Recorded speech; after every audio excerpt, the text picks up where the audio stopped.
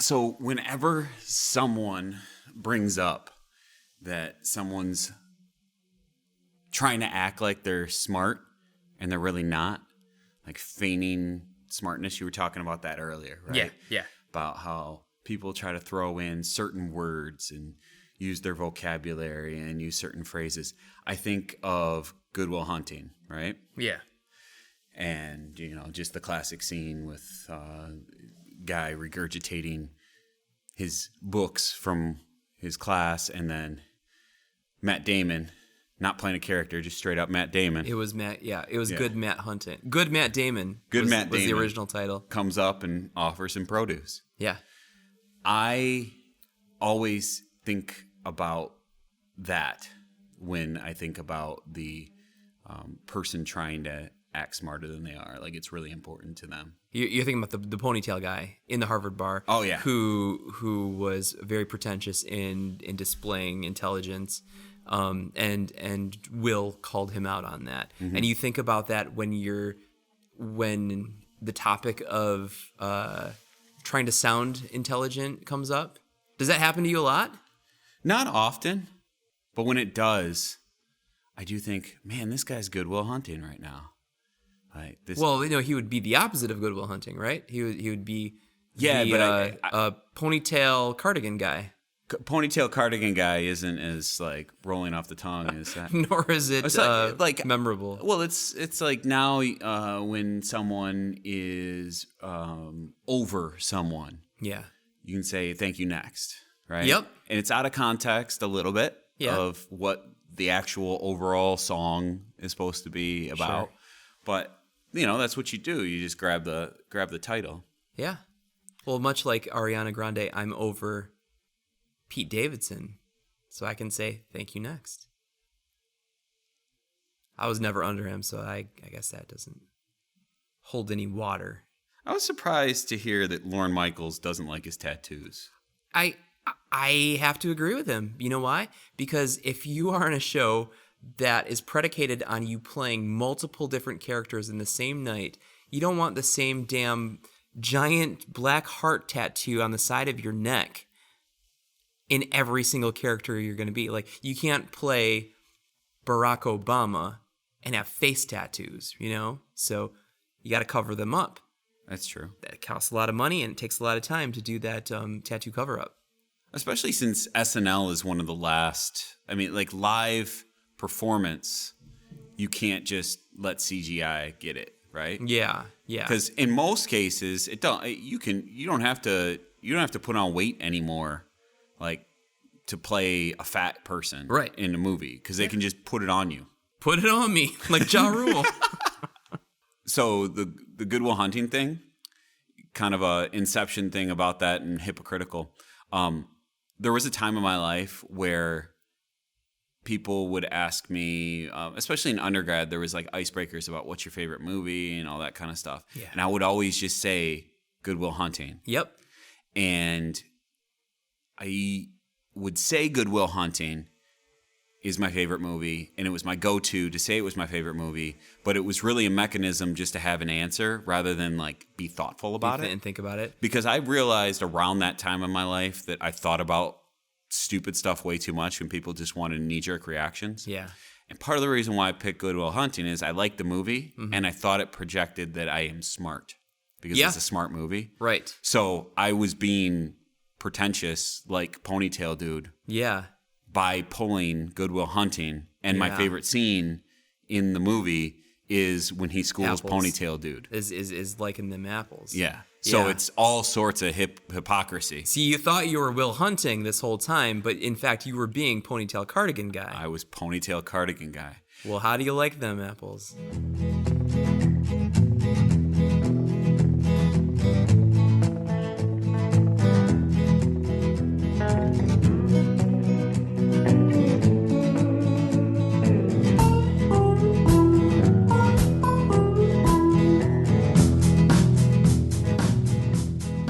Welcome to Make Me Like This, where I try to show Brandon all the ways that he's wrong about life. That's true. In so many different ways. Mm-hmm. Yeah. And this week, I'm going to make you like wearing glasses full time. Wearing glasses full time? All the time. Like out in Just public? wearing glasses all the time. Oh, man. You Okay. wear contacts most of the time? All day, every day. Yeah. So you need corrective lenses I whenever do. you're awake, or you don't need them? Legally, I need them to drive, but my prescription is so low. I Mm-hmm. think it's 1.25 in one, or I think it's negative 1.25 in one eye and negative 2.5 in the other, or something. And in fact, I just had an eye appointment last week where they lessened my prescription. Nice. Yeah, Good yeah. for you. They say, well, it's not good because they say as you age and get older and your muscles sort of harden, then it affects the prescription in a way that it's like rigor mortis, So it's like, congratulations, you have less of a prescription, but you're one closer to the grave. Your vision gets better the closer you get to dying. That's how I interpreted it. That can't be true, but it was something to the effect of like, oh, well, as your cornea hardens, then, the effect was a less of a prescription. I don't know, man. I wasn't paying attention. It dilated my eyes. I was crying. And the old lady that lives upstairs, like she can't get around. Her hearing's horrible, but she sees everything. she can see like a bald eagle. Maybe they say that your sight gets better because you have nothing else to do besides watch people. Because your only barometer for sight is looking at the crossword puzzle in the morning, and you see that 20/20, you're good. That's all you need. So why would I want to wear my glasses 24/7? So I was thinking about this, and I was taking a leap of faith. I really didn't know your situation, but do you wear contacts all day long? Yeah. I recently got rid of contacts completely. You don't even order them anymore. I don't even order them anymore. Not even have a backup pair. When I was in 5th grade, my mom said, "Don't you want to get contacts?" Yeah. And being really impressionable, I was like, "Hell yeah," because she made me feel like glasses made you look Nerdy. like a nerd. Yeah. Nerd alert. And when your mom pulls a nerd alert on you, you have to listen. Oh yeah. Yeah. So I remember my first contact fitting. I sat there for 30 minutes trying to get contacts in my eyes. 30 minutes. Yeah, because I was so young that they required me to be able to put them in my eyes before I left. At least that was my understanding. It could have been total BS. Yeah. I got to think now that what I know about the world, if you pay for stuff, they're going to let you take it. Right. Right? Yeah. But I just remember struggling to get those in. That's my first memory of it. I wore contacts every single day through high school. Yeah. And it was a pain because after an hour of wearing contacts, my eyes are all dried out. And so I'm an extreme case. Sure. Right? When I got to college, I stopped wearing contacts unless I was playing hockey. And recently, at 34 years of age, I decided, man, I'm just going to try to wear glasses while I play hockey. Yeah.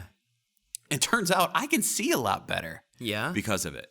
So I know that because I wear glasses from the time I wake up till the time I go to bed, and I'm literally conscious for minutes without my glasses on during the course of the day, that I'm really comfortable with them. Yeah. Probably more so than you are. So I wanted to gauge a little bit. It seems like you're sitting at your desk most of the time with contacts. Yes. You're going through day-to-day interactions with contacts. Yeah. What do you see better with, your glasses or your contacts? My contacts. Do you? Yes. I think both. Well, my glasses are about 10 years old. They're so old that the style went out of style and is now back in style. Oh. So that's a benefit. But I will. Yes. So the new prescription I just got for my contacts, which I haven't ordered them yet, so everything's kind of up in the air. But so my glasses don't match my current prescription anymore. Gotcha. So I am at the point where I will need to get new glasses, and probably way overdue. It's been 10 years.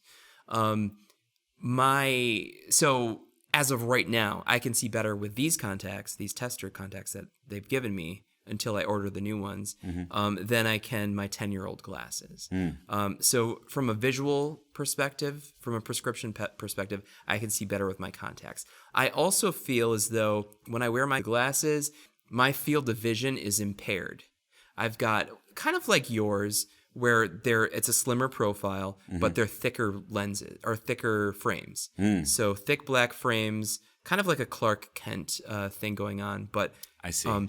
But when I'm wearing them, it's almost always present the corners of the glasses. So if I'm driving, I feel like my field of vision is less than what I have with contacts. Because you're like Superman with contacts. I'm like, yeah, I guess. You just looked off to the upper corner like you were Superman. Yeah. Hearing from 2 continents away that someone was in danger. That's a great analogy. I wish that were true. It's not though. Wouldn't it be crazy if I had that power, but I could do nothing about it? I had the powerful hearing. I can hear someone like being murdered 2 miles away, but I can't get there very fast. So I still like. Oh, that would be the worst. Of the pain of hearing that suffering, and not the super speed to go run and save them. I was thinking that you would have that and the rest of Superman's powers, but you would also have all the current responsibilities that you have right now. Yeah. So you would be like, wow, someone's getting murdered, but I gotta go pick up my kids. I gotta pick up my kids. The car line gets really long if you're 15 minutes late, and I know that guy's getting jumped by a crackhead at Taco Bell, but I got to get my kids. Do you think Superman and Lois Lane, maybe they have in the comics, that they have kids, their kids have powers, or are they non-Kryptonian? Like, I think, and don't quote me on this because I was a Marvel comic reader, not a DC comic reader. I think that there's a variation of the comics where they had a child that was super. Okay. Which, if you think about it, like, if that super baby is in Lois's stomach and starts kicking and breaks her spine, that's a powerful baby kid. Well, but on the other hand, I'm talking myself out of this, that baby's never seen the sun. The sun is where Kryptonians derive their powers, and therefore maybe don't have super strength until after, they're outside of the womb. I was just thinking that Lois probably had like a muumuu with, kryptonite weaved into it. That would kill the baby. It wouldn't grow. Just enough to like have the baby like pacified. I mean, it's like a Benadryl. Like Benadryl is kid kryptonite. I don't know enough about DC to know. Whenever I've seen Superman interact with kryptonite, it hasn't killed him. It's just kind of been like, I can't move. Like kind of like if you ate too many pieces of cheesecake. Yeah. You would just be like rendered useless, and you're like, I'm not gonna go cut the grass. I'm just gonna watch Dallas. Yeah, you just said cut the grass. Yeah, and this is something that is a point of friction between my wife and I, because she grew up saying cut the grass. So when she says, "Hey, are you going to cut the grass?" I'm like, "No, I'm going to mow the lawn." Oh. And we had this conversation. This ponytail weekend. cardigan guy. Yeah. No, I mean, I think that. The other side is being the ponytail cardigan.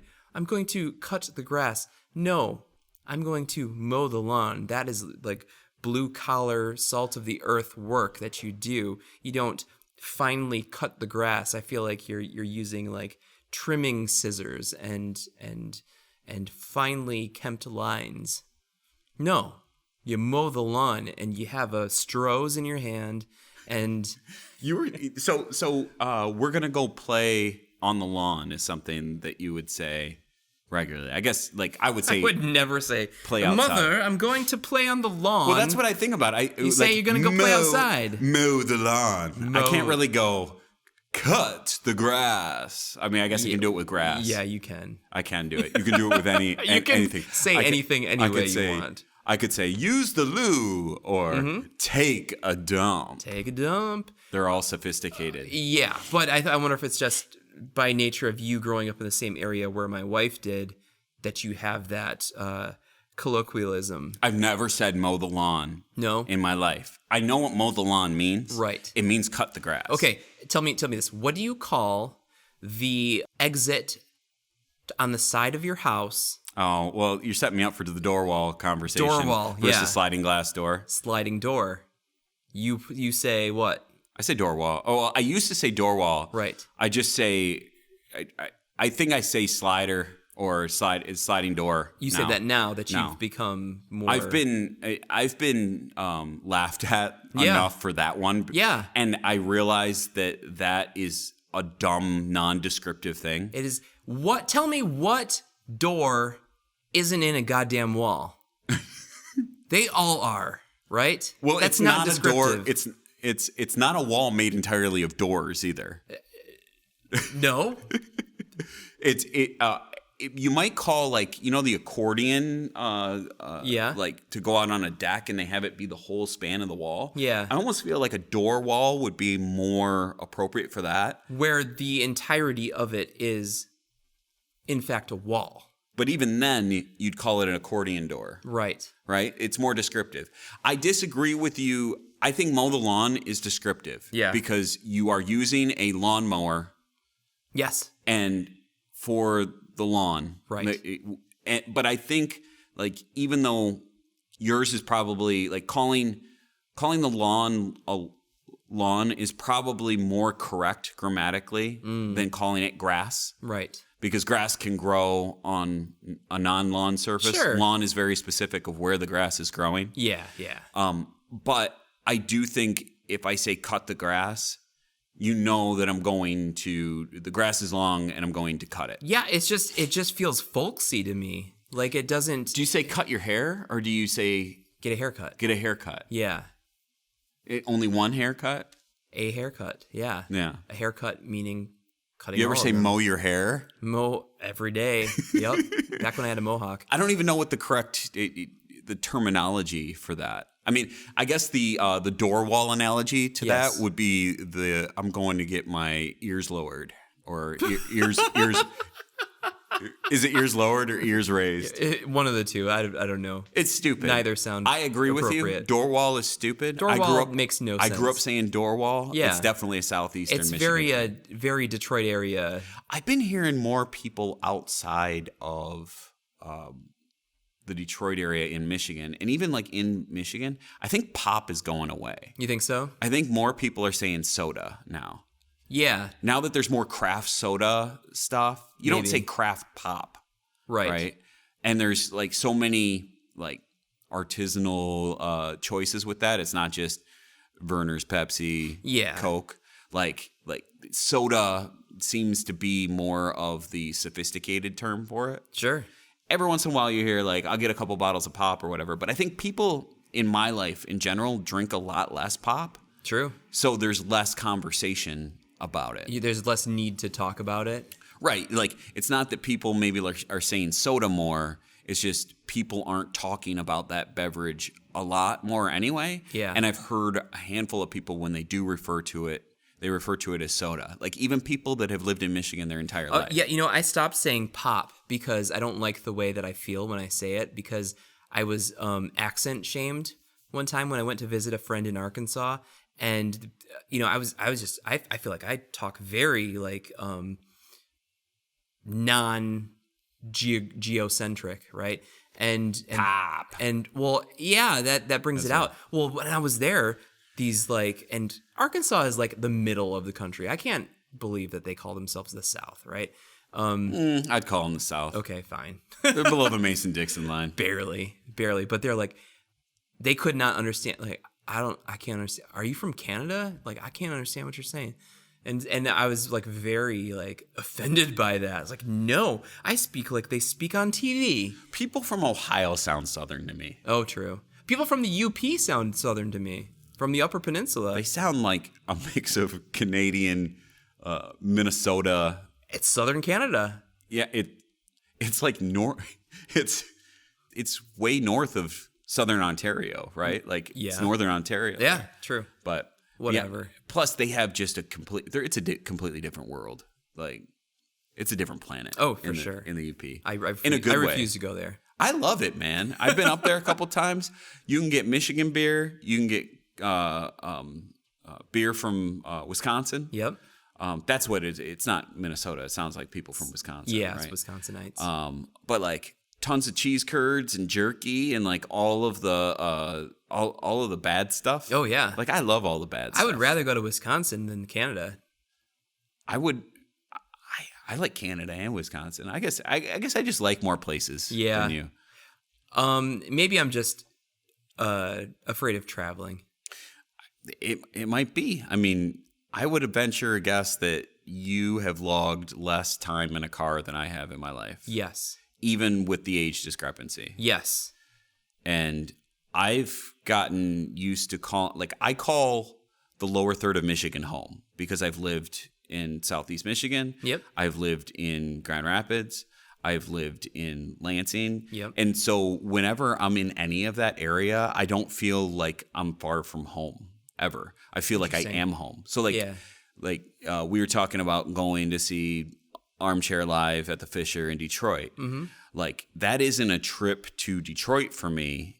It's like, oh, it's at the Fisher Theater. Yeah. So like my perspective on travel, if anything's within 3 hours, it's pretty decent. Not a hike. Like even Chicago. Chicago is like starting to get on the fringe of a travel thing, but you can do that in a weekend. Yeah. So I think and don't get me wrong, I think I'm on the upper. I've got a pretty liberal sense of what my geographic home area is. Yeah. But I do think you also have like a really probably a conservative viewpoint on it because you've lived in the mid Michigan area your entire life, Yes. right? Yeah. And you probably do. I think you do at least one road trip a year, right? I choose to fly. Like when I go on vacation, I want palm trees. I want hot weather, but still inside the United States. So basically, we fly to Florida. You ever gone to Hawaii? Vacation. I've never been to Hawaii. Hawaii's fantastic. If you ever get It's there. expensive. I wouldn't mind going. It's just stupid expensive. Yeah. It's probably not worth the cost. I'm just going to be blunt and my with kids are at an age where it's probably not worth it. Worth that. Right? Not to disparage Hawaii, but you can go if all you want is sunshine and you want to kind of do it on a budget. Yeah. Not Hawaii. Right. If you don't care about money, it's fantastic. Right. Because it's expensive to get there. It's relatively expensive, the stuff on the island, because if you think about how they have to import so much stuff. Yeah. But like the volcanoes and just like the quiet of Hawaii, if you get out of the city, is just like, it's deafening. Yeah. Right? That's the thing I think I appreciate the most is just like getting away from everything. The quiet. But like everyone has their own vacation style, right? Yeah. Yeah. Like some people like to go to more noise, like be in a city. I think lots of activity. I think that's us. Yeah. Right? We want stuff to do. Like we couldn't go to a beach. Like some people would love to like go to the beach and just hang out. Mm-hmm. I would be bored out of my mind sitting at a beach for more than an hour. Mm-hmm. We want to go on rides. We want to do things and be entertained, and that, like, to me, that's what I grew up with as a vacation. And full itinerary. Well. Or do you have yes, a loose itinerary, an itinerary where. I guess not an itinerary as much as I want to research all of the things that are available to do within that vicinity. What are the things that we want to do, prioritize, make sure we make it to those things. What are the best tactics for making sure you can get the most things on your list, but not a specific, 10 a.m. we're doing this, 11 a.m. we're doing this, and then noon we're going to go eat here. That stresses me out. I do like to have a loose agenda, but with waypoints on there that we want to make sure to hit. So rather than the first drive for an NFL offense, it's more like second, third quarter where you got the playbook, everything. You've got stuff mapped out of the plays you want to run, but you did your scouting report. You let it be situational. Yeah, right? Yes. And so every day you probably have conversations of like, hey, we might be able to do X today. Yeah. And then we say, but if we do X, that's going to take a lot of time. Yeah. So we're not going to be able to do Y and Z. That's right. And when we do X with the kids, it gets crazy. X gonna give it to you. X gonna give. Yes. First we're gonna. Yeah. So my glasses. Yeah. So my thought here is I wanted to communicate to you how freeing it was to finally not pay for contacts anymore, not have eye fatigue at the end of the day. And I don't know if you have eye fatigue, but when I wear contacts, my eyes are exhausted after an hour. If you wear contacts all day, I know you have less eye fatigue than I do. Sure. I was holding on to it because I always thought that glasses were inconvenient in active situations. Like they get dirty. Mm-hmm. They weigh on your face. If you're a person that doesn't wear them all the time, you might forget them, right? In general, you notice glasses more than you notice contacts. Right. I really appreciate that I'm going to have a one-time cost a year. I get new frames every single year, so I feel like it actually accentuates my look a little bit. By changing it, I mean, not necessarily that I look better with glasses versus not glasses, but I think you do look better with glasses, personally. Is it because like when you see me without glasses on, it's like a matter of seconds? And it's like so odd to like, it'd be like if I shave my beard, right? Yeah. Like it's weird. It does feel weird, and it doesn't look like you. Mm-hmm. Looks vaguely like you, but I think it's just part of your caricature.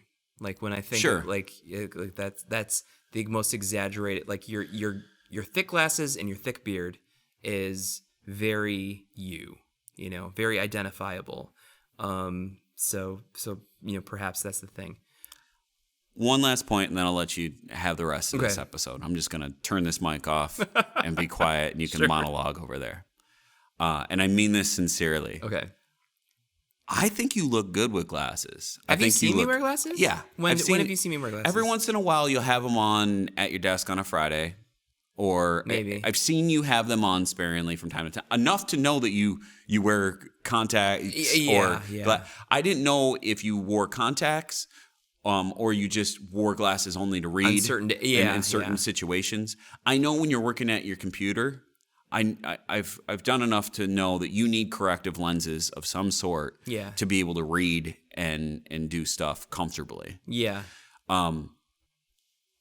I would even go far to say, like, you're really attractive with glasses. You look sophisticated.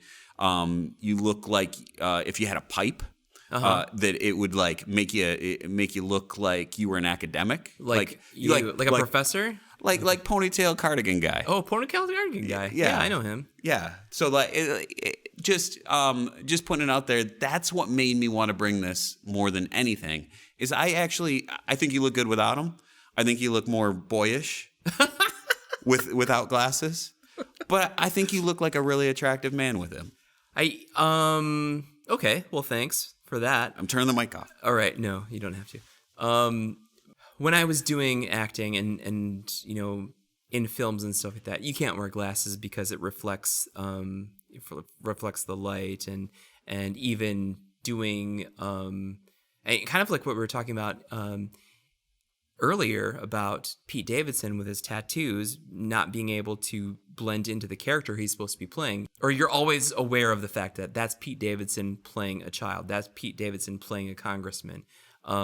Because kind of like Mike Tyson in The Hangover. As he can only play himself in things now, because he had an illustrious acting career before he face tattooed.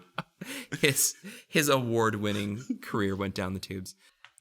For me, it's not a vanity thing because I do feel like I look okay with my glasses. It just feels so constricting to me for some reason, and part of it is like not being able to see my full field of vision, you know, and getting used to the. I would say maybe 7 or 8 o'clock. Most nights, I take out my contacts and put on my glasses, watch TV. You don't have you don't have astigmatism at all. I don't. And you have minor corrective needs. Right? Yeah. So I bet I could drive home if I had to, if my contacts fell out. I should show you if I can find some old I don't think I have any more. If I ever get contacts again, let me show you how like they're like that tall. Oh yikes! Because I need such corrective. Yeah, that would hurt. So I think like we just have different experiences. Like contacts are much more suitable for minor vision correction, where I have like the whole curvature of my lens is not consistent. Yeah. And they have to account for all of that kind of stuff. Right. And it's probably more expensive too then. Yeah, and what I find is that it is more expensive, and I can't do daily or even weekly contacts. I have to do monthly. Yeah. So I wear they're never as good as the first time you wear them. Right. And I've just generally what it's come down to is like I made the decision to move away from contacts for playing hockey because I couldn't get the fit right. I went through 4 different trials and it kept sliding off my eye. And it was blurry while I was playing hockey. And I threw my glasses on, and I started playing better. Can you wear your glasses with your helmet playing hockey? I wear a full cage. So okay. it's tell me what that means, like for so technical purposes. Yeah, no problem. For the listeners, not for you.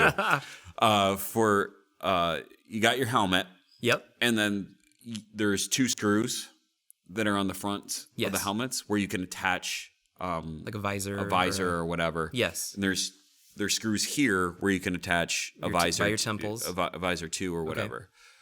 So if you're wearing a half shield, you attach them here on the temples. This is so great for the people listening. Yeah. All of this gesturing you're doing. Yeah. And it's just over your glasses. Okay. Over your eyes. Yes. Right here. I've chosen not to wear that in part because I like my teeth. But another thing too is I don't think it would be really good with glasses because I think that I could get a puck up there and break the glasses and stuff like that too. Of course, other people would break their orbital bones if they got a puck up there. Sure. So in general, they're not as safe as what a full cage is. Yeah. Is like it's wire cage and it comes down over my whole face. Okay. Comes down to my chin, there's chin cup, everything like that. So I'm basically looking through a grid, and having glasses on just is a more consistent experience. I even feel that like it locks in place really well because the helmet's down over top of squishing the arms into place. Yeah. Okay. So like regardless, there is a trade-off. You get sweat that can come down on your eyes. Yeah. I found these disposable liners that you can put in that kind of absorb all the sweat on your forehead. And it's actually worked out really well for me.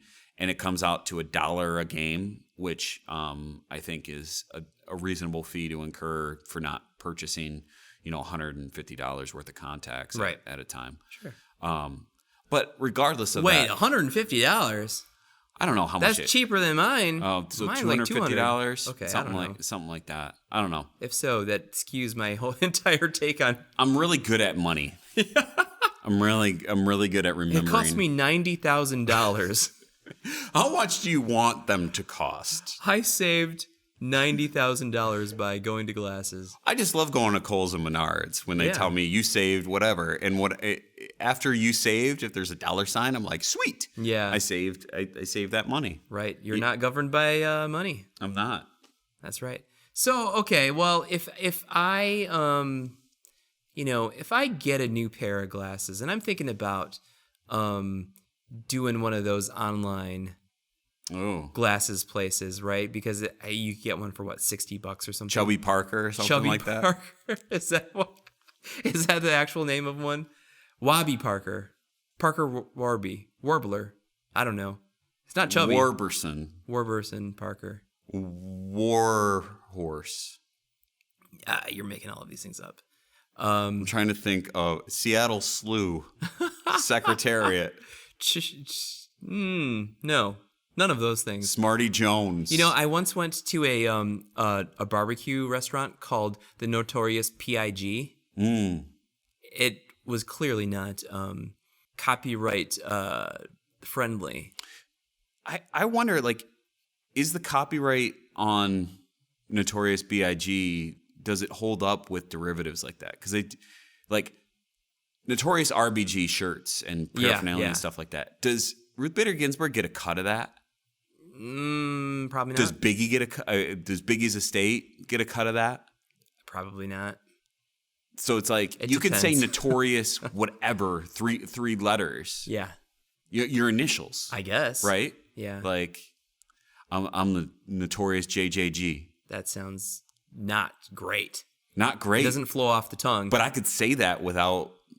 You can say that. Financial reprimand. Could you print it on a shirt in the same font that the? That's probably the question. Yeah, I don't know. If you just had it in a flat font, you're probably fine. Maybe. I don't know. That place went out of business very quickly. So anyway, you were talking about Warby Parker. Warby Parker. Yeah. What do you say? Chubby Parker? I do like that. That would be like the big and tall version of the eyeglass. I was kind of thinking like Chubby Checker. Chubby Checker, yeah. Yeah. Dancer. The great dancer. Yeah. This is off the rails. This is what happens when we take a 3-week break. I'm sorry. My sensibilities of what's funny is like, oh, it's Warby Parker. Oh, yeah. Chubby Checker. Just institute that chubby word. That'll be good. It's like that game of free association where I'm going to say a word, and you say the first thing that comes to your head. Clouds. Peanuts.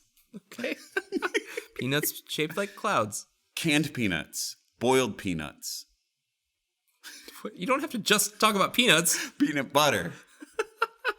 Reese's. A ghost. Reese's. All right. Reese's. Oh my gosh. Okay, so if I can I changed how I say that now. Did you? Yeah, I have you to thank because you shamed me. I did. For saying Reese's. Yeah, it's not Reese's. And you're right. I looked at it, and it's just like door wall. Makes no sense. It makes no sense, but you grew up saying it. You should be ashamed of yourself and ashamed of your background, where you come from. I do appreciate that you do not get any nostalgia or appreciate vernacular from southeastern Michigan. No. Which you would call all Detroit. Yeah, anything past Brighton. Yeah. Pretty much. I also hate you for it. So it's like this great, like, and you know it. So that's why it's really good conversation for us to have. Because I'm going to be receptive to it. Right. But I'm going to I'm going to take your points. It's like, I'm going to be empirical about it. I'm open to feedback about when it's dumb. Yep. But I'm going to say when I think cutting the grass makes sense. But you also know what I'm talking about. But I do know what you're talking about. You also know where I'm getting at. So I might start saying mow the lawn. Mow the lawn. Mm-hmm. And you got a big lawn to mow. Mm-hmm. To say cut the grass for your 5 acres or whatever it is, my goodness, that is a disrespect on your beautiful property there. You have a lawn. You don't have grass. You know, people who live in apartment buildings have a little strip of grass. You've got a glorious lawn. My stuff's mostly dandelion right now. So yes. It looks like the poppy field in Wizard of Oz. In Wizard of Oz? And then you go out there and you just fall down and fall asleep. It's beautiful. Hey, I would love to take a nap in your backyard. Oh, open invite. We've got plenty of space. There we go. So I will, if I can get myself an updated prescription, either in my current glasses or get a new pair of glasses, I'll try maybe one day a month wearing those instead of contacts and just give my eyes a little bit of a break, a little breather, let them rehydrate and see what happens there. So I'll do it. I'll do it and see what the feedback is. I think that's like a maybe like this. Yeah, I might like that. You're really good. I like it enough to give it a try. Yeah, I'm an open person. It is giving it a try. Yeah. And there's, you know what? Here's the main reason I don't want to do it is because if I wear glasses, then everyone's going to want to have a conversation about my glasses because it's basic and it's like, oh, well, there's something clearly different about you. And then we can just make it happen, right? So You can just say, I'm going blind. yeah. I don't want to talk about it. All right. And then that would end it. I'm trying to think of other ways. I need to help you. I need to make you like absurd responses that make people not want to continue conversations with you. We'll work on that next time. We'll work on that next time. That is the key part of that phrase, isn't it? That's right. All right. Well, let's call it good. I agree with you, and I will try it. All right. See ya.